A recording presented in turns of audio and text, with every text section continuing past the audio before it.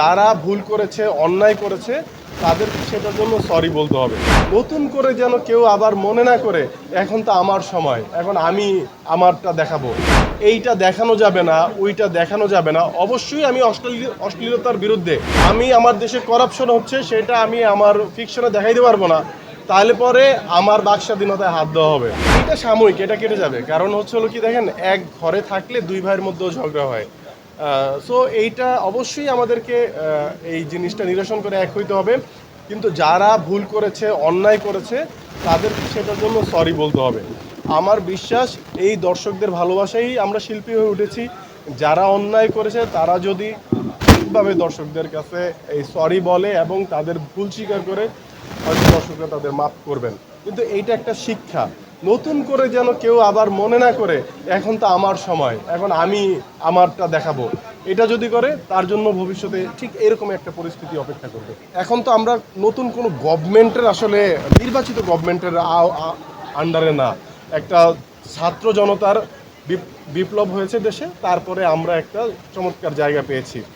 তো সেই জায়গায় আমরা এখন অনেক কথাই বলতে পারছি, যেইটা হয়তো ওই যে বললাম, আমাদের মধ্যেই তো অনেক শিল্পীরা ছিল যে আমি একটা কথা বলবো, আমার কলিগ যেই হয়তো এটা রিয়েক্ট করছে, এইটা যেন না হয়। দেখেন, একজন শিল্পীর যদি কাজ করার সময় তার চিন্তা করতে হয় যে আমার মাস শেষে আমার সংসারটা কিভাবে চলবে, আমাকে আরেকটা বিকল্প কাজ করতে হবে কিনা, তখন কিন্তু সে তার যে অভিনয় বা তার যে মূল পেশা, সেইখানে কনসেন্ট্রেশন করতে পারে না।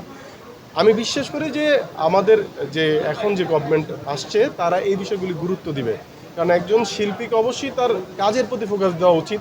সেইটার জন্য তারা যেই যে পরিবেশ, যেই যে জায়গাগুলি নিশ্চিত করা দরকার, সেগুলি এই সরকার করবে।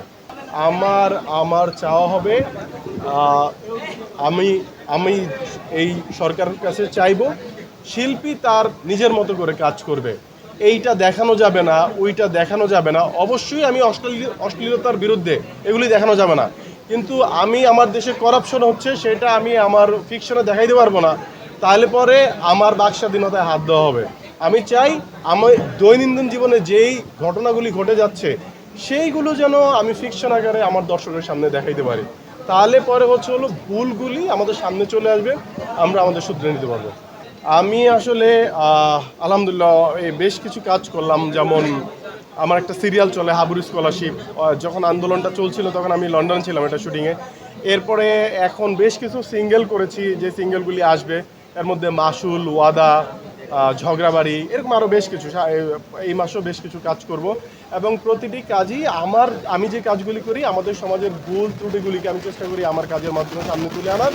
দেখেন, আঞ্চলিক নাটকগুলো কেন বেশি করি আমরা, বা আমি করেছি অনেক বেশি। আপনার পাশের ফ্ল্যাটে কেউ একজন মারা গেলে আপনি জানেন না।